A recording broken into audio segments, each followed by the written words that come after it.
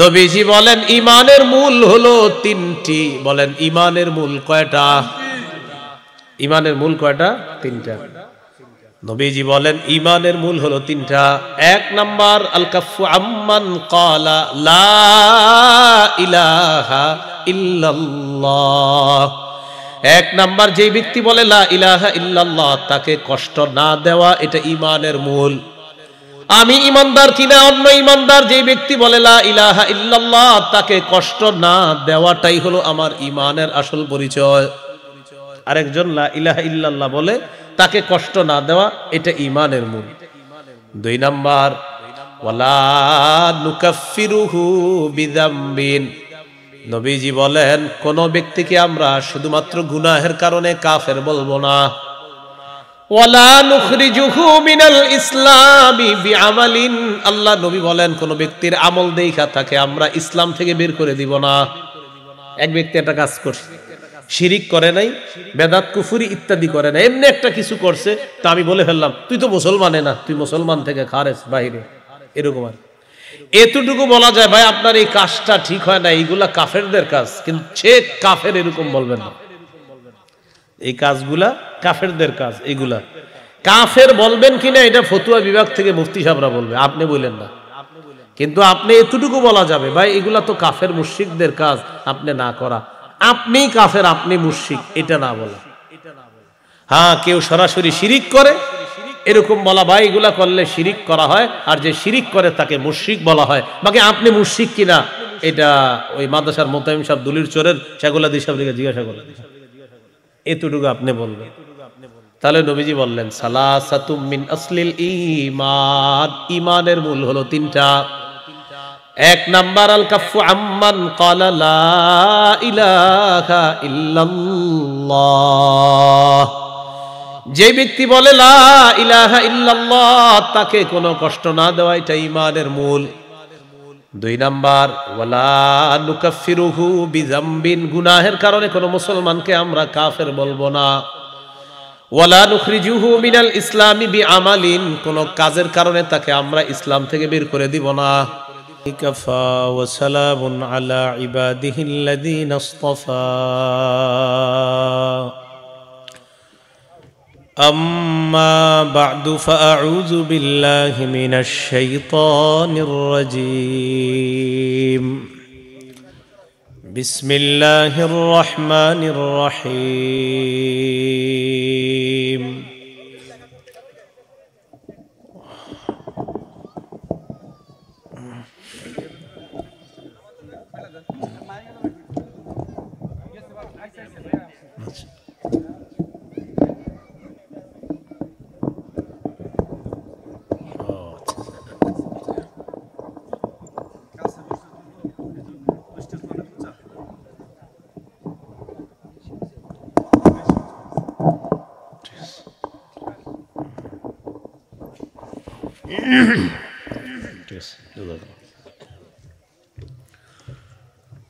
أما بعد فأعوذ بالله من الشيطان الرجيم.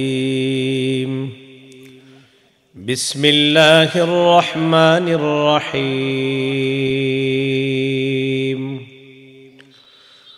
ولا تحسبن الذين قتلوا في سبيل الله أمواتا بل أحياء عند ربهم يرزقون فرحين بما آتاهم الله من فضله ويستبشرون بالذين لم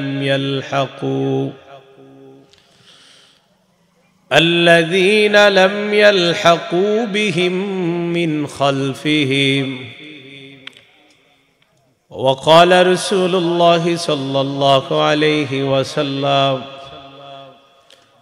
تكفل الله لمن جاهد في سبيل الله لا يخرجه إلا الجهاد في سبيله وتصديق كلماته بأن يدخله الجنة أو يرجعه في مسكنه الذي خرج منه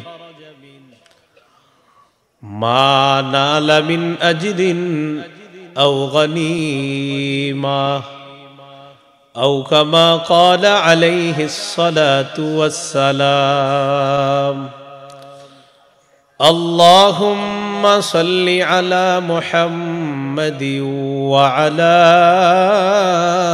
آل محمد كما صليت على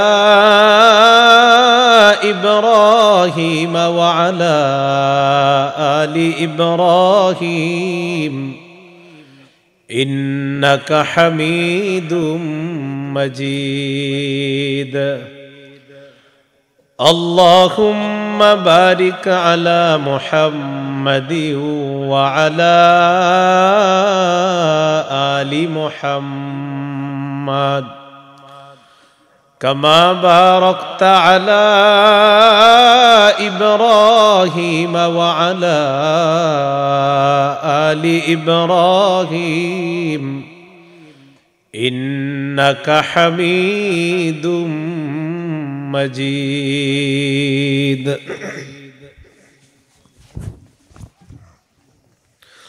اللهم إني أعوذ بك من شر لساني ومن شر سمعي ومن شر بصري ومن شر مني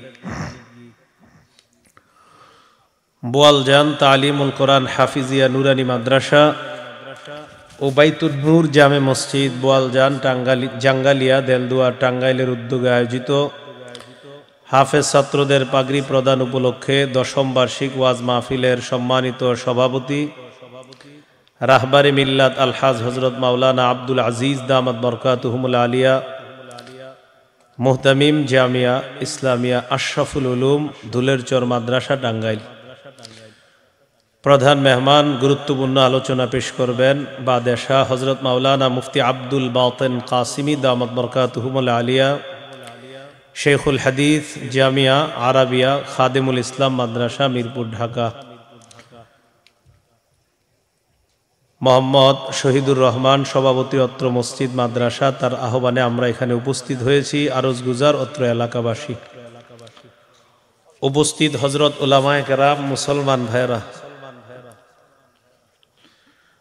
আল্লাহ তাআলার দরবারে শুকরিয়া আদায় করছি আল্লাহ আমাদেরকে এই মাহফিলে উপস্থিত হওয়ার তৌফিক দান করেছেন বলি আলহামদুলিল্লাহ আমি আপনাদের সামনে সূরা আলী ইমরানের 169 170 নম্বর আয়াতে কারিমা তেলাওয়াত করলাম এই আয়াতে আল্লাহ তাআলা বলেন ولا تحسبن الذين قتلوا في سبيل الله امواتا যারা আল্লাহর রাস্তায় শহীদ হয় তাদেরকে তোমরা মৃত মনে করো না বাল আহইয়াউন ইনদা রাব্বিহিম ইউরযাকুন বরং তারা জীবিত তাদের রবের কাছে তাদেরকে রিজিকের ব্যবস্থা করা হয় রিজিক দেওয়া হয় তাদের রবের কাছে তারা রিজিক প্রাপ্ত হয় ইয়াস্তাবশিরুনা বিনি'মাতিম মিনাল্লাহ তো যারা শহীদ হয় তারা আল্লাহ তাআলার অনুগ্রহ নেয়ামতে আনন্দ প্রকাশ করে ও এর আগে রয়ে গেছে وَيَسْتَبْشِرُونَ بِالَّذِينَ لَمْ يَلْحَقُوا بِهِمْ مِنْ خَلْفِهِمْ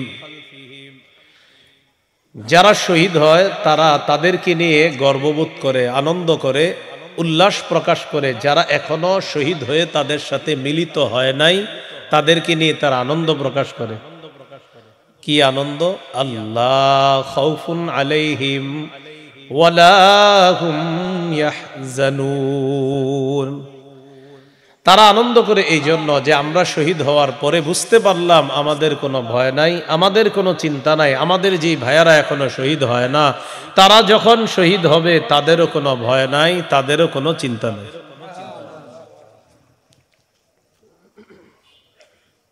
এই হলো আপনার আয়াতের অনুবাদ। এই আয়াত আল্লাহ কেন নাজিল করলেন? আবু দাউদের হাদিস, হাদিসের মধ্যে আসছে রাসূলুল্লাহ সাল্লাল্লাহু আলাইহি সাল্লাম বলেন, তিরমিজিতে আসছে, আবু দাউদের মধ্যে আসছে, তিরমিজির 1663 নম্বর হাদিস, 1663 এই হাদিসের মধ্যে আসছে। عن عبد الله بن عباس رضي الله تعالى عنهما قال قال رسول الله صلى الله عليه وسلم لما أصيب إخوانكم بأحد جعل الله أرواحهم في جوف طير خضر। রাসূলুল্লাহ সাল্লাল্লাহু আলাইহি সাল্লাম বলেন, উহুদের যুদ্ধে যারা শহীদ হয়েছে, জাআলাল্লাহু আরওয়াহাহুম ফি জাওফি তাইরিন খুদরিন, আল্লাহ তাআলা সেই শহীদদের রূহগুলা, আত্মাগুলা সবুজ পাখির পেটের মধ্যে দিয়ে দিছে। দেওয়ার পর তারিদু আনহারাল জান্নাহ। ভাই এশার পরে আওয়াজ বাড়ায়েন, মাইকম্যান ভাই এশার পরে আওয়াজ বাড়ায়েন, এখন আওয়াজ বাড়ায়েন না, বাইরের আওয়াজ বন্ধ করেন। হ্যাঁ কমান, আমি যাওয়ার পরে যা মন চাই করেন, এখন যত কমাবেন খালি, বাড়াবেন না টোটাল। হ্যাঁ মারাবেন না, যত পারেন কমাবেন, কিন্তু বাড়ানোর কোনো সুযোগ নাই। হ্যাঁ যত পারেন প্রয়োজনে মাইক সব বন্ধ করে দেন, কিন্তু বাড়ায়েন না। আমার এক বদ অভ্যাস, সবার চাহত হলো মাইক বাড়ান, আমার হলো আরো কমান। এই কেন যে এরকম হইলাম আল্লাহ জানে। রাসূলুল্লাহ সাল্লাল্লাহু আলাইহি সাল্লাম বলেন, উহুদের যুদ্ধে যারা শহীদ হয়েছে, জাআলাল্লাহু আরওয়াহাহুম ফি জাওফি তাইরিন খুদরিন, আল্লাহ তাআলা তাদের আত্মাগুলা সবুজ পাখির পেটের মধ্যে দিয়ে দিছে। তারিদু আনহারাল জান্নাহ, এই পাখিগুলা জান্নাতের ঝর্ণাসমূহের উপরে তারা অতিক্রম করে, ঝর্ণার কাছে তারা যায়, এগুলার আশেপাশে তারা উঠতে থাকে। আর কি করে? ওয়াতাকুলু মিন সিমারিহা, জান্নাতের ফলমূল খাইতে থাকে। ওয়াতাওয়ি ইলা কানাদিলা মিন যাহাবিন মুআল্লাকাতিন ফি জিল্লিল আরশ, আল্লাহর আরশের ছায়ার মধ্যে স্বর্ণের কিছু ফানুস আছে, সেখানে গিয়ে তারা আশ্রয় নেয়। এই পাখিগুলা আশ্রয় নেওয়ার পর নবীজি বলেন, ফালাম্মা ওয়াজাদু তিবা মাকালিহিম ওয়া মাশরাবিহিম ওয়া মাকিলিহিম, শহীদরা যখন সুন্দর খাবার পায়, উত্তম খাবার পায়, উত্তম পানীয় পায়, এবং তারা তাদের মনোভূত বাসস্থান যখন পায়, পাওয়ার পরে তারা বলে, মাইয়ুবাল্লিগু আন্না ইখওয়ানানা, আমরা কত নিয়ামতের মধ্যে আছি, কে আছে আমাদের এই সংবাদগুলা দুনিয়ায় আমাদের যেই ভাইয়ারা আছে তাদের কাছে যদি পৌঁছায় দিতে পারতো। শহীদরা বলে, আমাদের ভাইদের কাছে যদি এগুলা পৌঁছায় দিতে পারতো কেউ, যে আমরা কত আনন্দে আছি। কেন? লিআল্লা ইয়াজহাদু ফিল জিহাদ ওয়ালা ইয়ানকুলু ইনদাল হারব, যাতে দুনিয়ায় আমার যে ভাইয়েরা আছে তারা যেন জিহাদের প্রতি অনাগ্রহ না দেখায় এবং অলসতা না করে। আমাদের হালাতটা যদি তাদেরকে কেউ জানাইতো। আল্লাহ তাআলা উহুদের যুদ্ধের শহীদদেরকে তখন বললেন, উবাল্লিগুহুম আনকুম, তোমাদের বিষয়টা আমি আল্লাহ তাদেরকে জানায় দিব, তোমাদের বিষয়টা আমি আল্লাহ তাদেরকে জানায় দিব।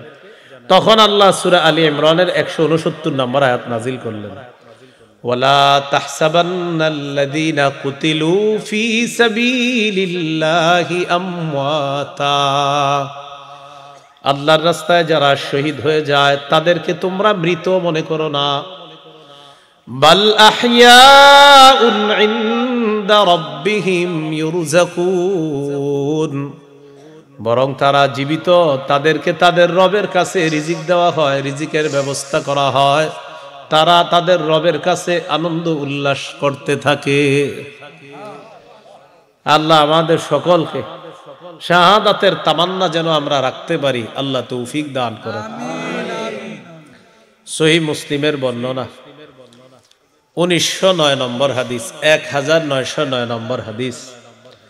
قال رسول الله صلى الله عليه وسلم من سأل الله الشهادة بصدق بلغه الله منازل الشهداء وإن مات على فراشه।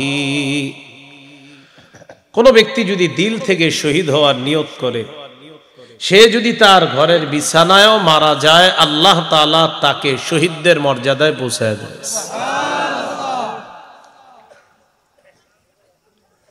রাসূলুল্লাহ সাল্লাল্লাহু আলাইহি সাল্লামের কি আগ্রহ, কি তামান্না। সহিহ বুখারীর বর্ণনা 2797 নম্বর হাদিস।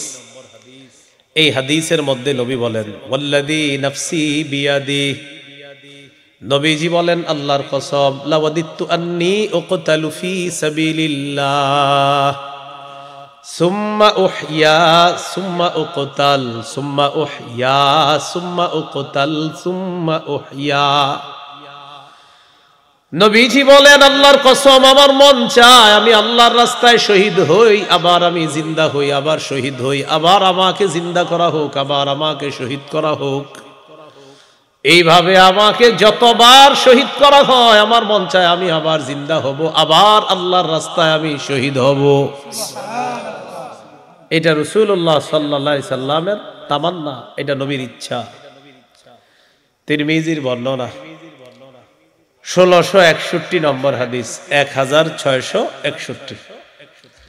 এই হাদিসের মধ্যে আছে, قال رسول الله صلى الله عليه وسلم ما من أحد من أهل الجنة يسره أن يرجع إلى الدنيا غير الشهيد فإنه يحب أن يرجع إلى الدنيا يقول حتى أقتل 10 مرات مما يرى مما أعطاه الله من الكرامة। নবীজি বলেন, যারা জান্নাতের মধ্যে থাকবে তারা কখনো দুনিয়াতে আসতে চাইবে না, তবে শহীদরা দুনিয়াতে আসতে চাইবে। কারা? আর কেউ চাইবে না, অন্য জান্নাতীরা না, শহীদরা চাইবে। কেন শহীদরা চাইবে? নবীজি বলেন, শহীদদেরকে আল্লাহ এমন পুরস্কার দান করছে, যে পুরস্কার দেখার পর তাদের তামান্না হলো, আমি যদি আবার শহীদ হই, আবার তো এই পুরস্কার পাবো, আবার শহীদ হলে আবার পাবো, আবার শহীদ হলে আবার পাবো। তাই আমার মন চায় আমাকে আবার দুনিয়ার মধ্যে নেওয়া হোক। হাত্তা উকতালা 10 মাররাত, আমাকে যদি 10 বার শহীদ করা হতো, আমি কত সৌভাগ্যবান হতাম।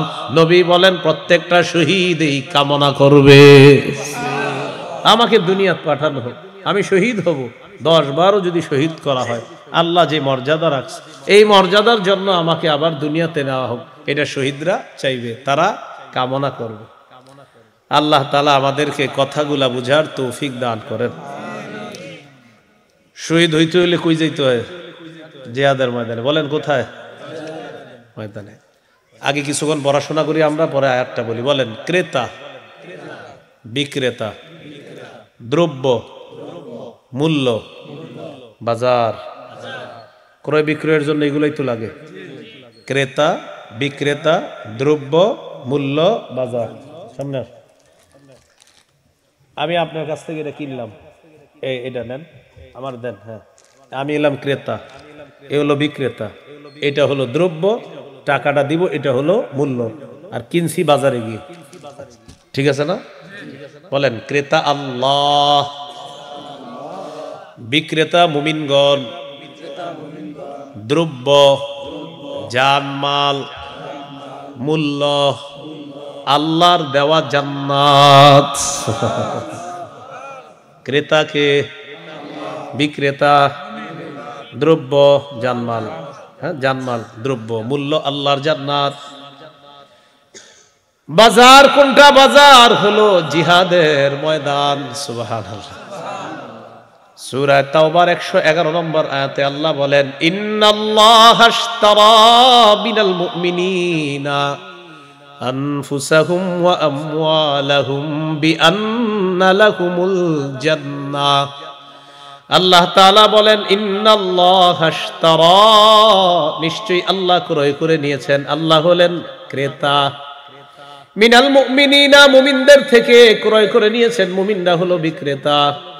আনফুসাহুম ওয়া আমওয়ালাহুম, তাদের জানমাল, জানমাল হলো দ্রব্য।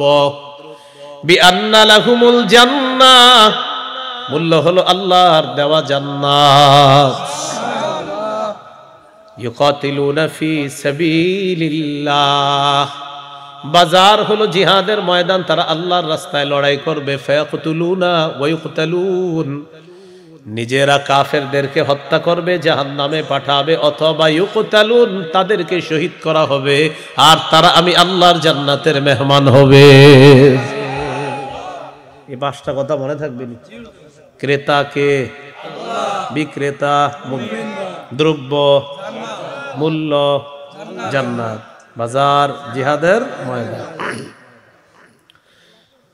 সূরা হুজুরাতের 15 নম্বর আয়াতে আল্লাহ বলেন ইন্নামাল মুমিনুনা আল্লাযীনা আমানু বিল্লাহি ওয়া রাসূলিহি সুম্মা লাম ইয়ারতাবু ওয়া জাহাদু বিআমওয়ালিহিম ওয়া আনফুসিহিম ফি সাবিলিল্লাহ।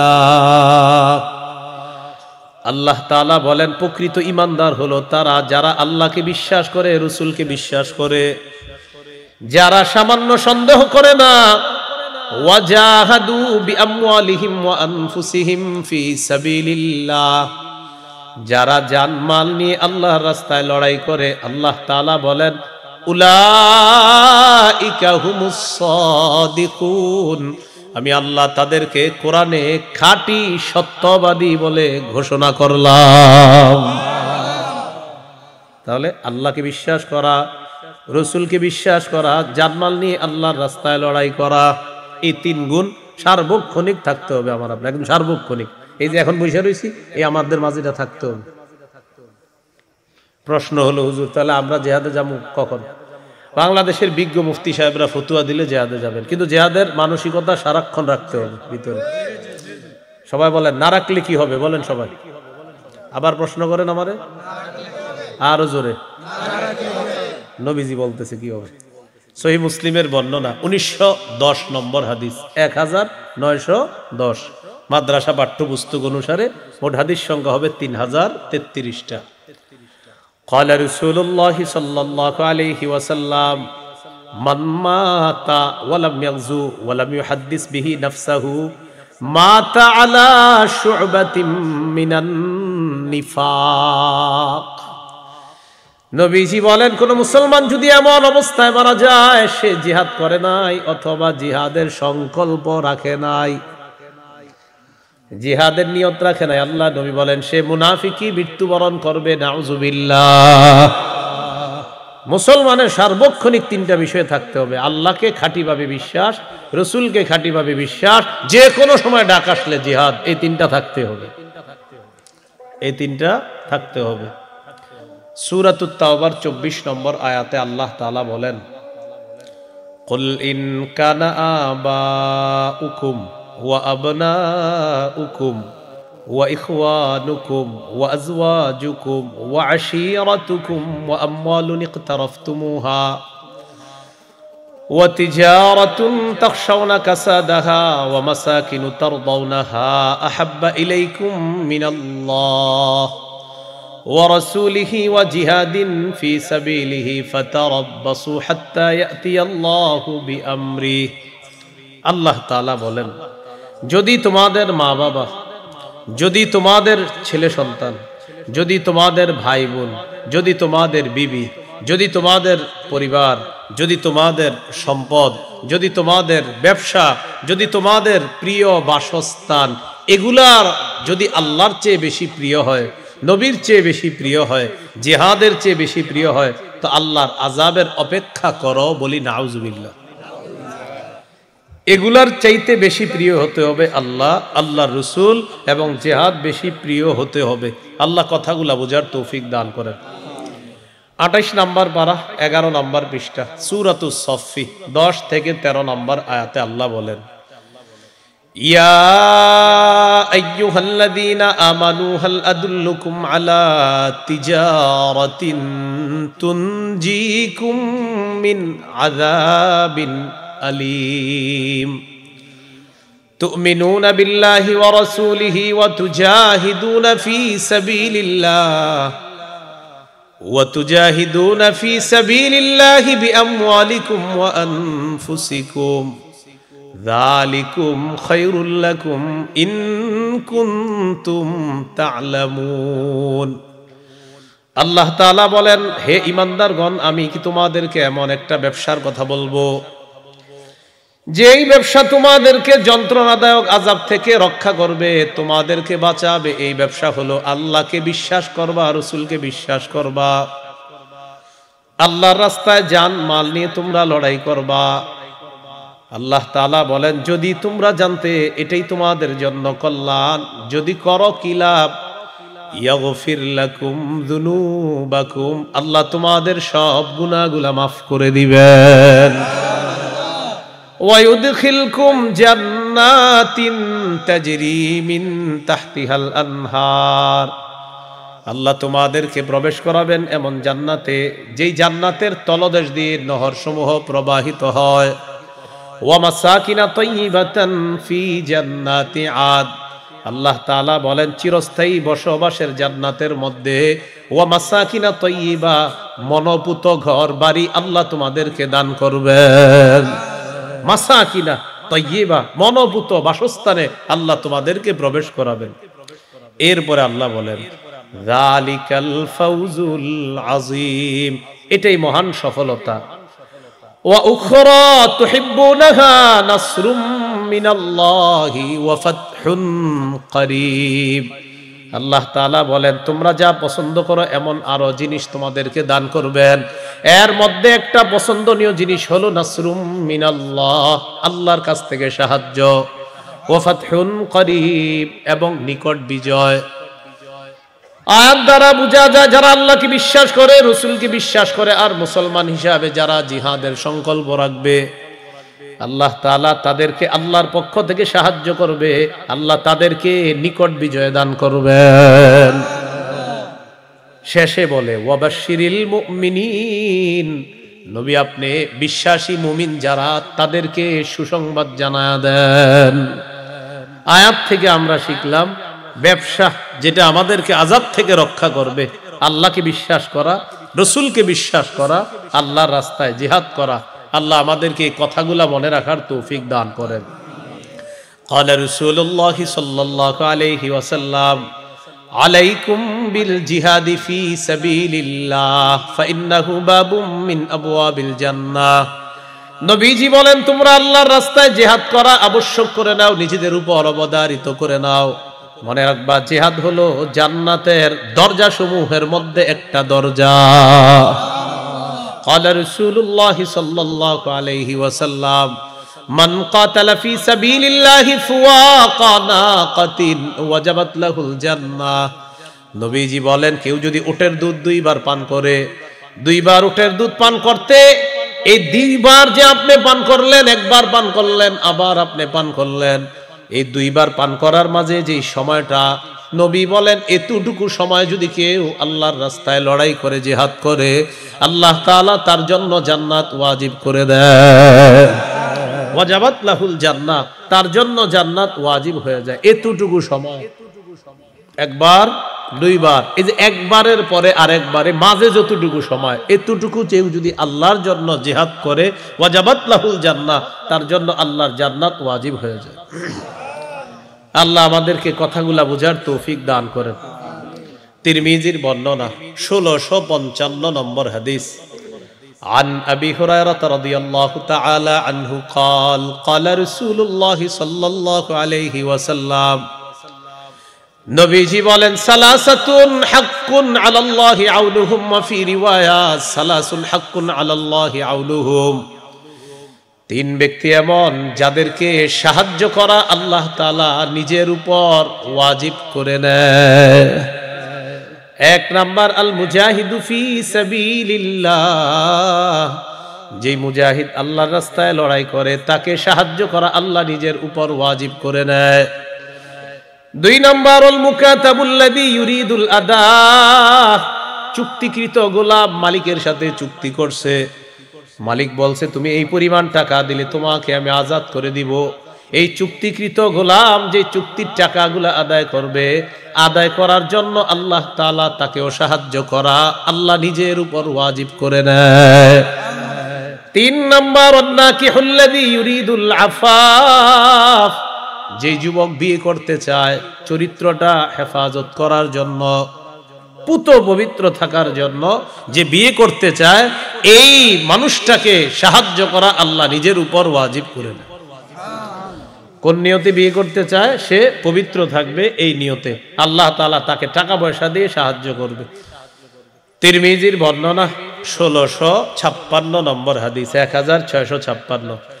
এই হাদিসের বর্ণনাকারীও আবু হুরায়রা রাদিয়াল্লাহু তাআলা, তিনি বলেন عن أبي هريرة رضي الله تعالى عنه قال قال رسول الله صلى الله عليه وسلم, আবু হুরায়রা রাদিয়াল্লাহু তাআলা আনহুর বর্ণনা, আল্লাহ নবী বলেন লা ইউকলামু আহাদুন ফি সাবিলিল্লাহ ওয়াল্লাহু আ'লামু বিমান ইউকলামু ফি সাবিলিহি।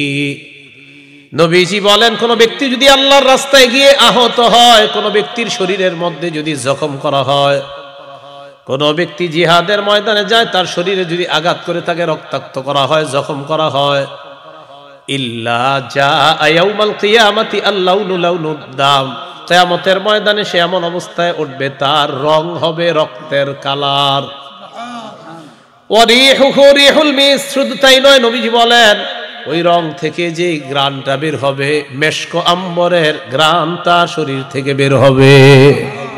আপনি আঘাত পাইছেন এক জায়গায়, এই জায়গাটা নিয়ে কিয়ামতের মাঠে আপনি উঠলেন, এখানে রং হবে রক্তের কালার, এখান থেকে মেশক আম্বরের ঘ্রাণ বের হবে। আবু দাউদের বর্ণনা 2484 নম্বর হাদিস, 2484 নম্বর হাদিস। এই হাদিসের মধ্যে আছে ক্বালা রাসূলুল্লাহ সাল্লাল্লাহু আলাইহি ওয়াসাল্লাম সালাসাতুম মিন আসলিল ঈমান, নবীজি বলেন ঈমানের মূল হলো 3টি। বলেন ঈমানের মূল কয়টা? ঈমানের মূল কয়টা? 3টা। নবীজি বলেন ঈমানের মূল হলো 3টা। 1 নাম্বার আল কাফু আম্মান ক্বালা লা ইলাহা ইল্লাল্লাহ, 1 নাম্বার যে ব্যক্তি বলে লা ইলাহা ইল্লাল্লাহ তাকে কষ্ট না দেওয়া, এটা ঈমানের মূল। আমি ঈমানদার কিনা অন্য ঈমানদার যে ব্যক্তি বলে লা ইলাহা ইল্লাল্লাহ তাকে কষ্ট না দেওয়াটাই হলো আমার ঈমানের আসল পরিচয়। আরেকজন লা ইলাহা ইল্লাল্লাহ বলে তাকে কষ্ট না দেওয়া, এটা ঈমানের মূল। 2 নাম্বার ওয়ালা নুকাফিরুহু বিযামবিন, নবীজি বলেন কোন ব্যক্তিকে আমরা শুধুমাত্র গুনাহের কারণে কাফের বলবো না। ওয়ালা নুখরিজুহু মিনাল ইসলামি বিআমালিন, আল্লাহ নবী বলেন কোন ব্যক্তির আমল দেখা তাকে আমরা ইসলাম থেকে বের করে দিব না। এক ব্যক্তি একটা কাজ করছে, শিরিক করে নাই, বেদাত কুফরি ইত্যাদি করে নাই, এমনি একটা কিছু করছে, তো আমি বলে ফেললাম তুই তো মুসলমানে না, তুই মুসলমান থেকে খারেজ, বাহিরে, এরকম আর এতটুকু বলা যায় ভাই আপনার এই কাজটা ঠিক হয় না, এইগুলা কাফেরদের কাজ, কিন্তু সে কাফের এরকম বলবেন না। এই কাজগুলা কাফেরদের কাজ, এইগুলা কাফের বলবেন কিনা এটা ফতুয়া বিভাগ থেকে মুফতি সাহেবরা বলবে, আপনি বললেন না। কিন্তু আপনি এতটুকু বলা যাবে ভাই এগুলা তো কাফের মুশরিকদের কাজ, আপনি না করা, আপনি কাফের, আপনি মুশরিক, এটা না বলা। হ্যাঁ, কেউ সরাসরি শিরিক করে এরকম বলা, ভাই এগুলা করলে শিরিক করা হয়, আর যে শিরিক করে তাকে মুশরিক বলা হয়। বাকি আপনি মুশরিক কিনা এটা ওই মাদ্রাসার মোতায়েম সাহেব দলিল চোরের সেগুলা দিশাব লিখে জিজ্ঞাসা করেন, এতটুকু আপনি বলবেন। তাহলে নবীজি বললেন সালাসাতুম মিন আসলিল ঈমান, ঈমানের মূল হলো 3টা। 1 নাম্বার আল কাফু আম্মান ক্বালা লা ইলাহা ইল্লাল্লাহ, যে ব্যক্তি বলে লা ইলাহা ইল্লাল্লাহ তাকে কোনো কষ্ট না দেওয়া, এটা ঈমানের মূল। 2 নাম্বার ওয়ালা নুকাফিরুহু বিযামবিন, গুনাহের কারণে কোনো মুসলমানকে আমরা কাফের বলবো না। ওয়ালা নুখরিজুহু মিনাল ইসলামি বিআমালিন, কোন কাজের কারণে তাকে আমরা ইসলাম থেকে বের করে দিব না। এরপর আল্লাহ নবী বলেন আল জিহাদু মাযিন মুনযু বাসিয়ানি আল্লাহ ইলা আইয়ুকাতিলা আখিরু উম্মতি আদ-দাজ্জাল। নবীজি বলেন আল্লাহ তাআলা যেদিন থেকে আমাকে নবী বানিয়েছেন সেদিন থেকে জিহাদের বিধান চালু থাকবে, কিয়ামত পর্যন্ত চালু থাকবে। এমনকি আমার উম্মতের সর্বশেষ দলটা দাজ্জালের বিরুদ্ধে লড়াই করবে, আল্লাহ তাআলা তাদেরকে বিজয় দান করবেন। তাদেরকে আল্লাহ কি দান করবেন? বিজয় দান করবেন। এটা নবীজি বলে দিলেন। আবু দাউদের 2504 নম্বর হাদিস যেটা বললাম, আর 2484 নম্বর হাদিস যেটা ওই হাদিসের মধ্যে আছে। قال رسول الله صلى الله عليه وسلم لا تزال طائفة من أمتي يقاتلون على الحق ظاهرين على من ناوأهم। নবীজি বলেন আমার উম্মতের একটা দল সদা সর্বদা সত্যের পক্ষে লড়াই করবে, ন্যায়ের পক্ষে লড়াই করবে। জাহিরিনা আলা মান নাওয়াহুম, যারা তাদের বিরুদ্ধে লড়াই করতে আসবে নবী বলেন তারা তাদের শত্রুদেরকে পরাজিত করে দিবে। এইভাবে চলতে থাকবে এমনকি হাত্তা ইউকাতিলা আখির উম্মতি আদ-দাজ্জাল, আমার সর্বশেষ যেই উম্মতগুলো থাকবে দুনিয়াতে, আমার সর্বশেষ হক উম্মতের জামাতটা দাজ্জালের বিরুদ্ধে লড়াই করবে। এই হাদিস থেকেও বোঝা যায় রাসূলুল্লাহ সাল্লাল্লাহু আলাইহি সাল্লাম বুঝাইতে চায় আমার উম্মতের একটা দল সদা সর্বদা হকের উপর অটল থাকবে, তারা সদা সর্বদা সত্যের পক্ষে অটল থাকবে একটা দল। আল্লাহ আমাদেরকে বোঝার তৌফিক দান করেন।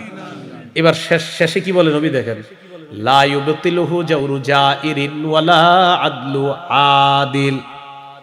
কিয়ামত পর্যন্ত জিহাদের বিধান চালু থাকবে, কোন জালেমের জুলুম জিহাদের বিধানকে বাতিল করতে পারবে না।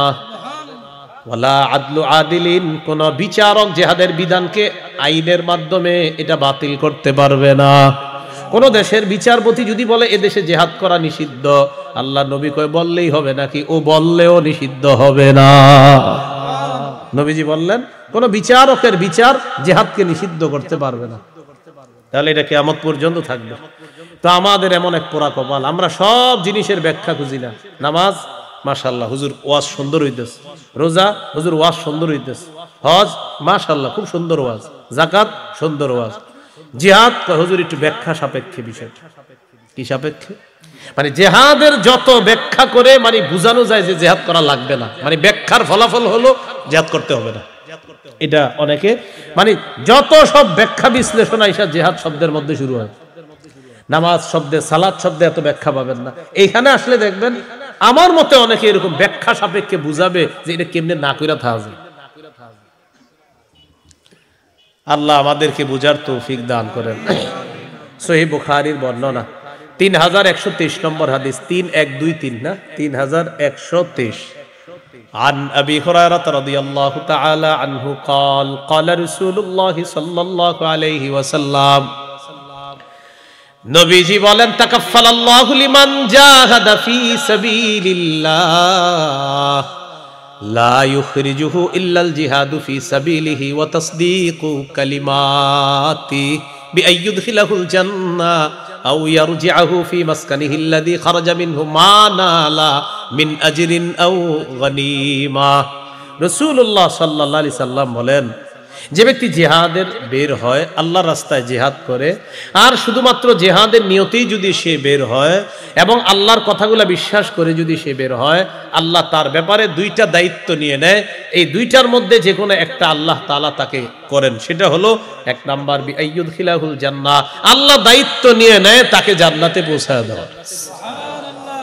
আর যদি লোকটা শহীদ না হয়, নবীজি বলেন আও ইয়ারজিআহু ফি মাসকানিহি আল্লাযী খারাজা মিনহু মা নালা মিন আজরিন আও গনিমা, অথবা যদি লোকটা শহীদ না হয়ে গাজী হয়ে যায়, আল্লাহ তাআলা অসংখ্য অগণিত গনিমতের মাল সম্পদ দিয়ে তাকে তার ঘরের মধ্যে আল্লাহ ফিরায়া দেয়। তাহলে জিহাদ করলে আল্লাহ দায়িত্ব নেয় তাকে জান্নাতে পৌঁছানোর, অথবা তার বাসস্থানে তাকে পৌঁছায়া দিবে। আল্লাহ কথাগুলা বুঝার তৌফিক দান করেন। সহিহ মুসলিমের বর্ণনা 1878 নম্বর হাদিস, ক্বালা রাসূলুল্লাহ সাল্লাল্লাহু আলাইহি ওয়াসাল্লাম মাসালুল মুজাহিদি ফি সাবিলিল্লাহ কামাসালিস সাইমিল কাইমিল কানিতি বিআয়াতিল্লাহি লা ইফতিরু মিন সিয়ামিন ওয়ালা সালাহ হাত্তা ইয়ারজিআল মুজাহিদু ফি সাবিলিল্লাহ। দেখেন কি বলে, এক ব্যক্তি অবিরত রোজা রাখা অবস্থায় সে নামাজে সারাক্ষণ কোরআন তেলাওয়াত করে। রোজা রাখতেও তার কোনো ক্লান্ত হয় না, কোরআন তেলাওয়াত করতেও তার কোনো ক্লান্তি লাগে না।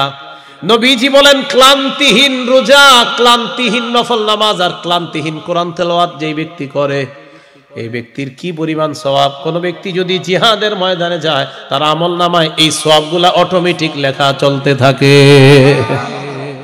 যে জিহাদের ময়দানে আছে, রোজাদার, কোরআন তেলাওয়াতকারী, নফল আদায়কারী, একসাথে সব সওয়াব আপনি করতেছেন। এখানে দাঁড়ায় কোনো ক্লান্তি হচ্ছেন না, পানিও খাইতেছেন না, অবিরত নামাজ আর রোজা রাখতেছেন আর পড়তেছেন। কথার কথা নবী বলেন, এই যে ক্লান্তিহীন ইবাদত করতেছো, মুজাহিদ শুধু জিহাদের ময়দানে গেছে, তোমার এই সওয়াবগুলা সে অটোমেটিক পাইতেছে। আল্লাহ তাআলা আমাদেরকে বুঝার তৌফিক দান করেন। আবু দাউদের হাদিস, 1449 নম্বর হাদিস। এই হাদিসের মধ্যে আসছে নবীজির একজন সাহাবী আব্দুল্লাহ ইবনে হুবশ, কি নাম? হুবশ মানে পুরা নামটা আব্দুল্লাহ ইবনে হুবশিয়িল খাসআমি, পুরা নাম। আচ্ছা যাই হোক, একটা নাম আর কি, ঠিক আছে, একজন সাহাবীর নাম। যারা সাধারণ আছেন আপনাদের কাছে একজন সাহাবীর নাম, পুরাটা একটু কঠিন আর কি।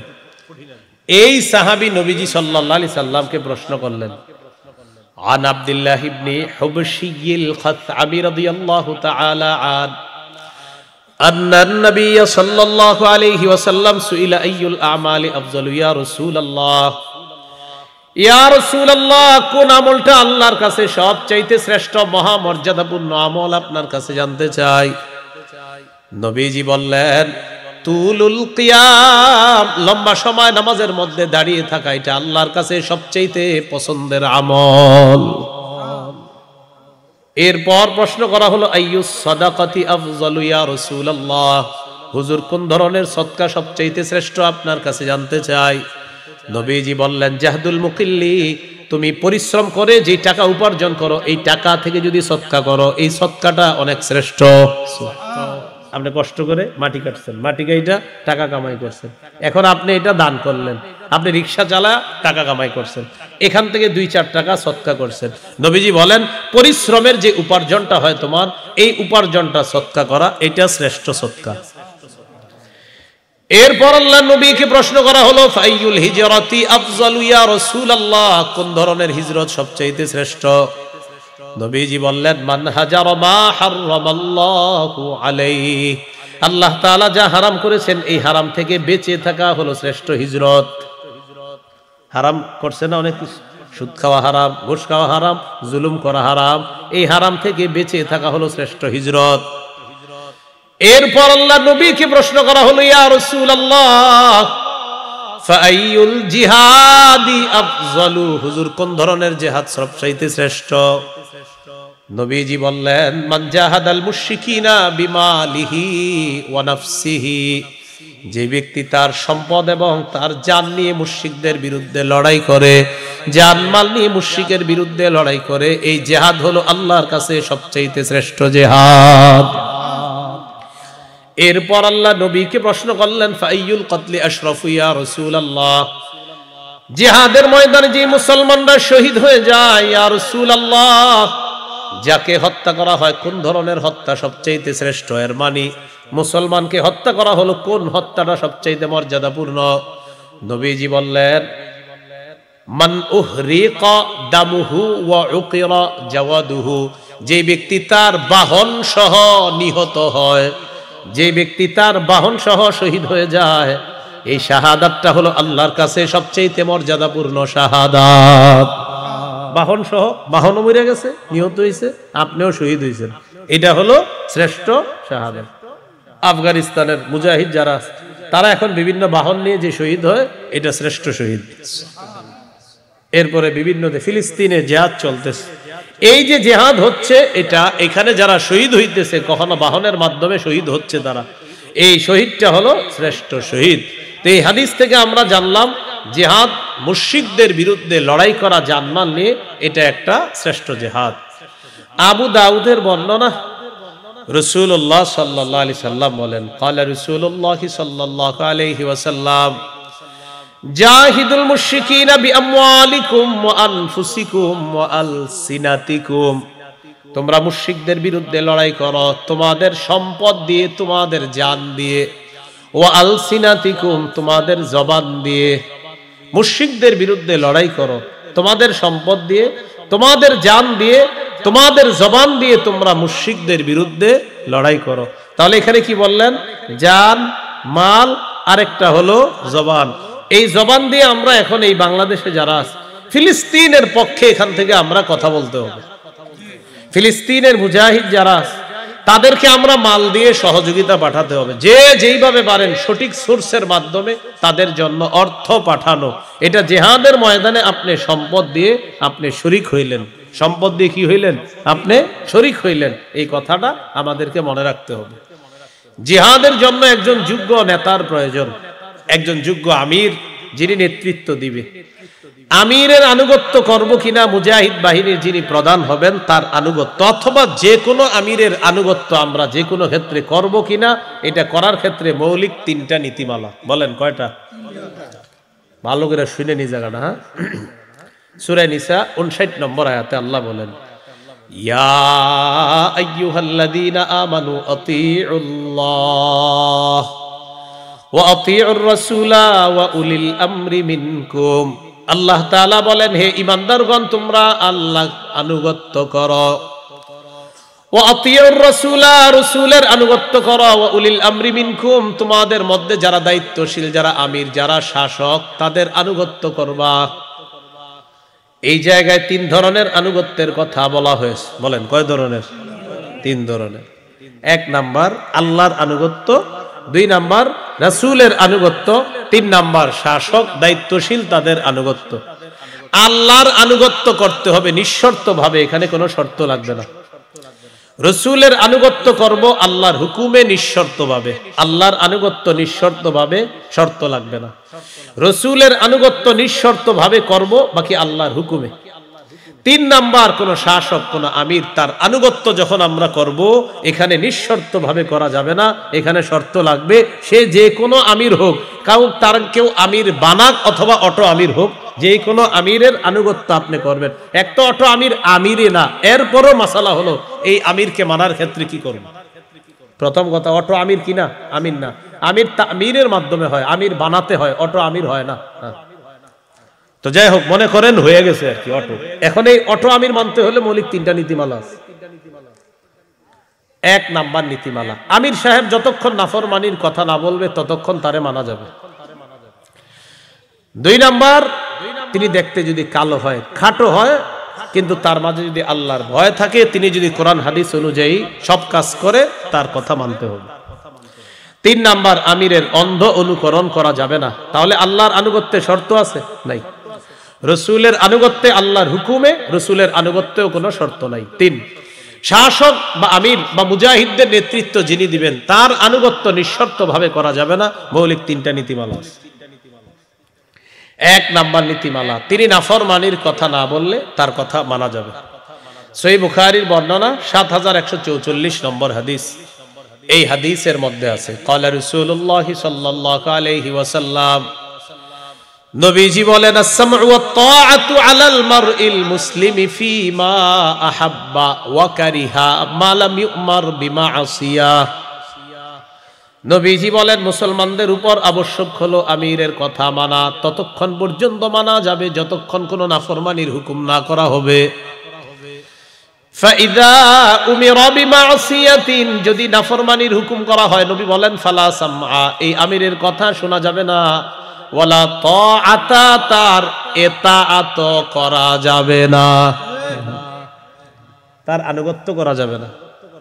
যে এমন নাফরমানির কথা বলবে, তার কথা শোনা যাবে না, তার ইতাআত করা যাবে না। আরেকটা হাদিস শুনেন, সহিহ বুখারীর 4340 নম্বর হাদিস।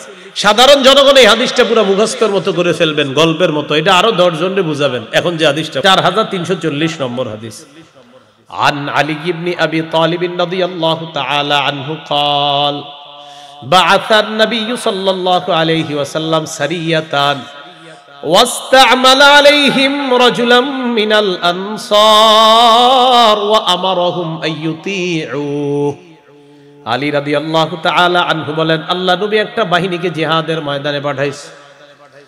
জিহাদের ময়দানে প্রেরণ করার সময় তাদের একজন আমির সাহেব বানায়া দিলেন। নবীজি তাদেরকে বললেন, শোনো তোমরা, আমি নবী হুকুম করলাম, আমির যা যা বলবে সব শুনবা। আবার বলছি, একটা বাহিনীকে আল্লাহ নবী জিহাদের ময়দানে পাঠাইলেন আর বললেন আমির যা বলবে তোমরা সব শুনবা। এই হাদিস দিয়া অনেকে আমির অনুসরণের দলিল দেয়, হাদিসটা শেষ পর্যন্ত কয় না, খালি একটু কয়। কি বলছে নবীজি? আমির যা বলবে তা শুনবা। আসলেই বলছে এটা, পরে কিন্তু আরো রয়ে গেছে কথা। তো যাই হোক, জিহাদের ময়দানে গেছে আমির সাহেব সবাই নিয়ে। ফাগদিবা, আমির সাহেবের রাগ উঠছে। রাগ উঠার পর সাথীদেরকে বললেন ইজমাউলি হাতাবা, লাকড়ি সংগ্রহ করো সবাই। আমির সাহেব এই কথা বলার পর তাদেরকে বললেন আলাইসা কদ আমারাকুম রাসূলুল্লাহ সাল্লাল্লাহু আলাইহি ওয়াসাল্লাম আন তুতিউনি, নবী কি বলে নাই তোমরা আমার আনুগত্য করবা? নবী কি এটা তোমাদেরকে বলে নাই? সবাই কয় হ্যাঁ, নবী বলছে আমরা যেন আপনার কথা শুনি, আপনার কথা মানি। আমির সাহেব বললেন লাকড়ি আনো। ফাজামাউ লা, সবাই লাকড়ি আনছে। আনার পর আমির সাহেব বললেন আউকিদুহা নারা, লাকড়ির মধ্যে আগুন লাগা দাও। ফাউকাদুহা নারা, আগুন লাগায় দিছে। আগুন লাগানোর পর লাকড়ির মধ্যে দাউ দাউ করে আগুন জ্বলতেছে। এবার আমির সাহেব বললেন উদখুলুহা, সবাই তোমরা আগুনের মধ্যে ঝাঁপ দাও। আমিরের কথা কতটুক মানো, পরীক্ষা হচ্ছে। হাদিসে আসছে ফাহাম্মু, সবাই রেডি হয়ে গেছে ঝাঁপ দিবে। সাহাবীরা রেডি, আমিরের কথা শুই না আগুনে ঝাঁপ দিতে। সাহাবীরা হাম্মু, তারা মানসিকভাবে প্রস্তুত হয়ে গেছে, ইচ্ছা করে ফেললো আমরা ঝাঁপ দিব। ঝাঁপ দেওয়ার আগে একজন আরেকজনের হাত ধরে এইভাবে এই এই এরকম করে ফাজাআলা ইউমসিকু বাদুহুম বাদা ইয়াকুলুনা, এরকম করে একজন আরেকজন এই আসলে ঝাঁপ দিমু, একজন আরেকজনের বলতেছে। আমির সাহেব তো অন্যদিকে আছে। কেন? ইন্না ফারারনা মিনান নার ইলা রাসূলিল্লাহ সাল্লাল্লাহু আলাইহি সাল্লাম, আমরা তো আগুন থেকে বাঁচার জন্য নবীর কাছে আসছি, ইসলাম গ্রহণ করছি, জাহান্নামের আগুন থেকে বাঁচার জন্য, আগুনে যেন পুড়তে না হয় এই জন্য নবীর কাছে আইসা মুসলমান হইছি। সেই নবী আমির মানতে বলছে, আর মানে আগুনেও ঝাঁপ দিতে বলবে নবী? মনে হয় না, এটা মনে হয় সঠিক না। একজন আরেকজনকে বলতেছে, বাকি ঝাঁপ দিবে তারা, দিবে দিবে না, দিবে দিবে না, আর এরকম কথা বলতেছে। এখন কি আমরা ঝাঁপ দিমু নাকি দিমু না? এই বলতে বলতে হাত্তা খমাদাতিন নার, আগুন নিভে গেছে। আগুন কি হয়েছে? ওয়াসাকানা গদবহু, আমির সাহেবের রাগও ঠান্ডা হয়ে গেছে। শুধু হযরত জিটটা 9 বছরেও ঠান্ডা হইল না। আগুন নিভে গেছে, রাগও ঠান্ডা হয়ে গেছে। আগুন নিভে যাওয়ার পর, রাগ ঠান্ডা হওয়ার পর নবীজির কাছে ঘটনাটা গেছে, ইয়া রাসূলুল্লাহ ইয়া হাবিবাল্লাহ। আমির সাহেব বলছিল তাদেরকে আগুনে ঝাঁপ দেওয়ার জন্য, তারা ঝাঁপ দেয় নাই, এতে কি আমিরের হুকুম অমান্য করা হয়েছে কিনা? নবীজি বললেন সর্বনাশ, লাউ দাখালুহা মা খারাজু মিনহা ইলা ইয়াউমিল কিয়ামাহ। আমিরের কথা অনুযায়ী তারা যদি আগুনের মধ্যে ঝাঁপ দিত, কিয়ামত পর্যন্ত আর আগুন থেকে তারা বের হতে পারত না। আমি যে ঘটনাটা শোনাইলাম এটা কোনো কল্প কাহিনী নয়, এটা সহিহ বুখারীর 4340 নম্বর হাদিস। মোট হাদিস সংখ্যা 7563টা। আর কত ঝগড়া করবেন? কেমনে বুঝাইলে বুঝবেন? রাসূলুল্লাহ সাল্লাল্লাহু আলাইহি সাল্লাম শেষে বললেন ইন্নামাত তাআতু ফিল মারুফ, আমিরের কথা শুনবা শুধু ন্যায়সঙ্গত কাজে। আজাইরা কথা বললে আমিরের কথা শোনা যাবে না, মানা যাবে না। আপনারা বললেও ঠিক, না বললেও ঠিক, নবী বলছে যেহেতু ঠিকই তো হবে। ইন্নামাত তাআতু ফিল মারুফ, আমিরের কথা মানবা শুধু ন্যায়সঙ্গত কাজে, নাফরমানির কথায় কোনো আমিরের কথা শোনা যাবে না, মানা। সারা দুনিয়ার আলেমরা বলতেছে ভুল ভুল ভুল, না আমার ভুল নাই কোনো। কি কি সমস্যাটা কোথায়? যেন মুসলমান হাতে পায়ে ধরে বলি, এরকম লোক থাকতে পারেন? ফিরে আসেন, ফিরে আসেন, ফিরে আসেন। সত্যি বলছি, আখিরাতের ভালোর জন্য বলছি। আপনি ফিরে আসলে আমাদের যে অনেক লাভ হয়ে যাবে বিষয়টা এমন না, কিন্তু ফিরে আসেন।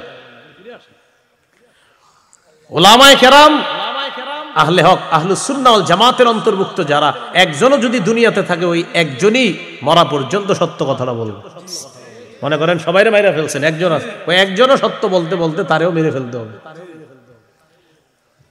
তাহলে জিহাদ শহীদ আর জিহাদের ময়দানের আমির। আর আমিরকে আমরা মানবো কিভাবে? এক্ষেত্রে নীতিমালা, আল্লাহ মানো, রসুল মানো, শর্ত লাগবে না। আল্লাহকে নিঃশর্তভাবে মানা, রসুলকে আল্লাহর হুকুমে নিঃশর্তভাবে মানা। কোনো আমিরকে মানতে হবে, জিহাদের ময়দানে যাকে মানবো, শাসককে যাকে মানবো, নিঃশর্তভাবে মানা যাবে না, সেখানে শর্ত আছে। নাফরমানির কথা যদি না বলে তাহলে তারে মানো।